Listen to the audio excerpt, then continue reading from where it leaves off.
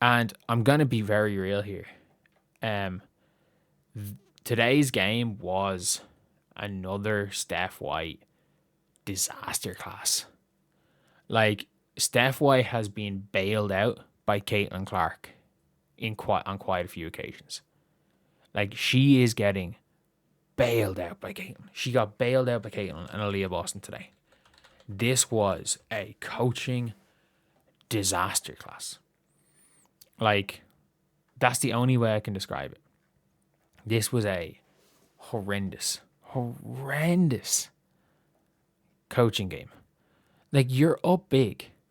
You're up massively in the game. Like, you're up 20. And suddenly it's like, oh, Sydney Taylor has hit 2 threes in a row. We're going to leave you on Sydney Taylor. And Caitlin can't pick up fouls. We know that. This was one of those games with Caitlin where it's like, we saw a bad defensive performance by Caitlin, but we didn't see her fouling. Caitlin's on Sydney Taylor. Why is Caitlin on Sydney Taylor for so long? Why in the third quarter? This is a neck and neck ball game. In the third quarter, you subbed on Damiris Dantas. I cannot stress this enough. You subbed on Damiris Dantas. Damiris Dantas. Do you know that in the first half, Maisha Hines-Allen was plus 10. And Maisha Hines-Allen did not get on in the second half until the fourth quarter because she subbed on Damiris Dantas. Damiris Dantas is the worst player in the WNBA by a lot. I feel bad for her because of how bad at basketball she is. Like, Damiris Dantas is terrible. She can't catch the ball. She got thrown a grenade at one stage and she fumbled the ball, and it looks like somebody who hasn't played basketball. There is no excuse for Damiris Dantas over Grace Van Slooten. I don't even think there's a point. What was the point of signing Grace Van Slooten? What was the point? Actually, what was the point? But Maisha Hines-Allen plays 8 minutes up until the fourth quarter. And she was leading the team in plus minus until the fourth quarter as well. She plays 8 minutes.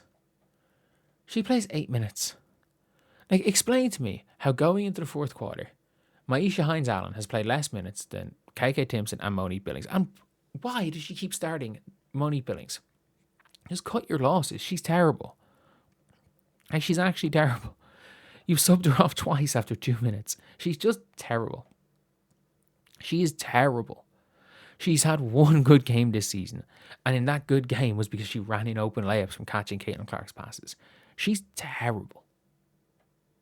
I'm going to be real. She's absolutely terrible. But, the Damiris Dantas lineup, if I'm not mistaken, was Damiris Dantas, Caitlin Clark, Ty Harris,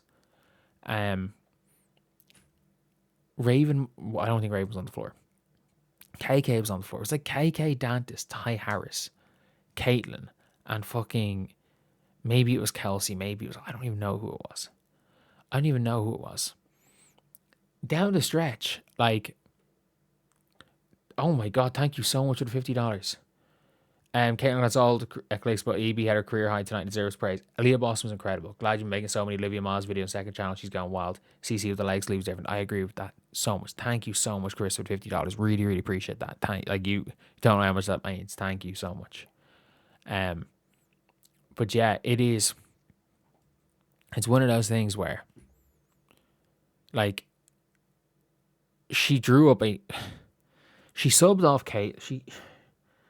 She subbed off Caitlin for 3 defensive possessions at the end of regulation. The Indiana Fever conceded 7 points in those 3. I shit you not.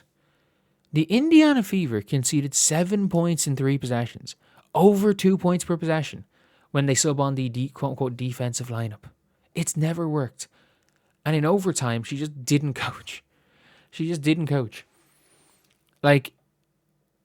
Kelsey Mitchell dribbles the ball out of play. She dribbles the ball out of play when they lose the game. I'm sorry, I understand wanting to put in a defensive lineup. Can you explain to me when you are down 3 why putting in Kelsey Mitchell, who's 5'6", is like, is better than putting in your 5'11", 6-foot guard with a long wingspan? Can you explain? Nobody can. Absolutely nobody can. The game was there to be won in a blowout.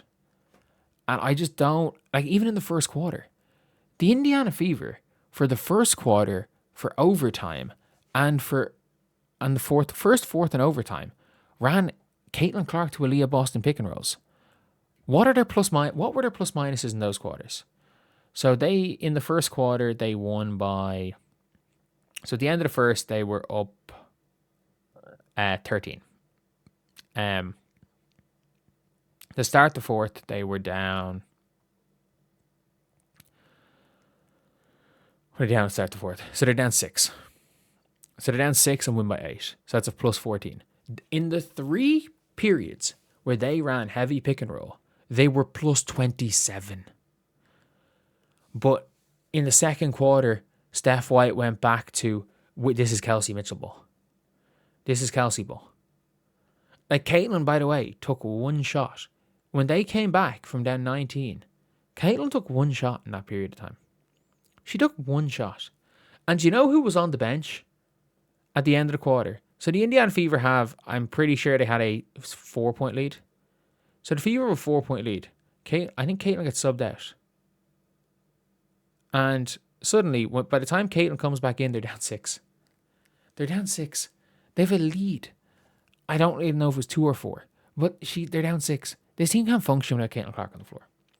They can't function.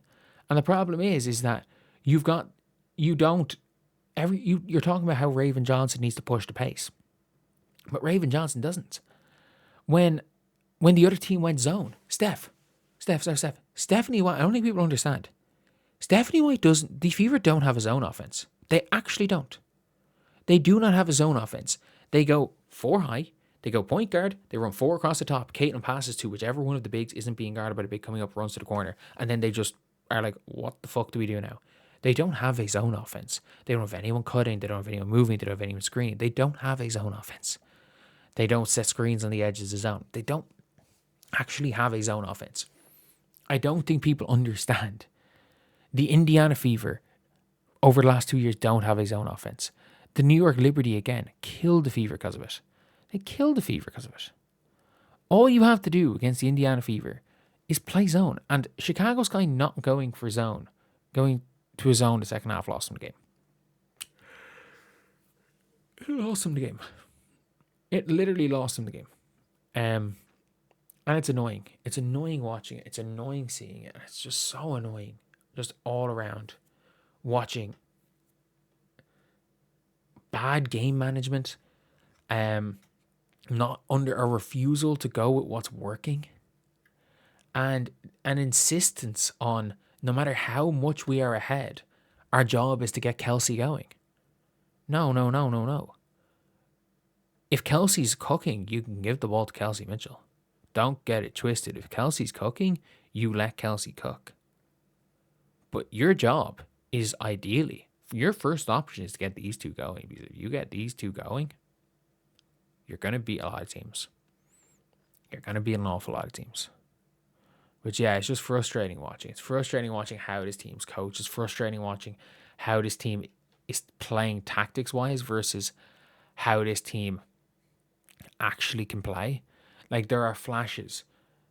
There are flashes of what this team can do. There are flashes of what they can do. And the problem is that those flashes are when they say, fuck the offense. The only time this Fever team looks good is when they say, fuck the offense. It is a pity. It is a pity. Like, it's just not good. The pieces don't fit. The pieces don't fit. No thing. They don't play defense either. It doesn't help. But still, it is what it is.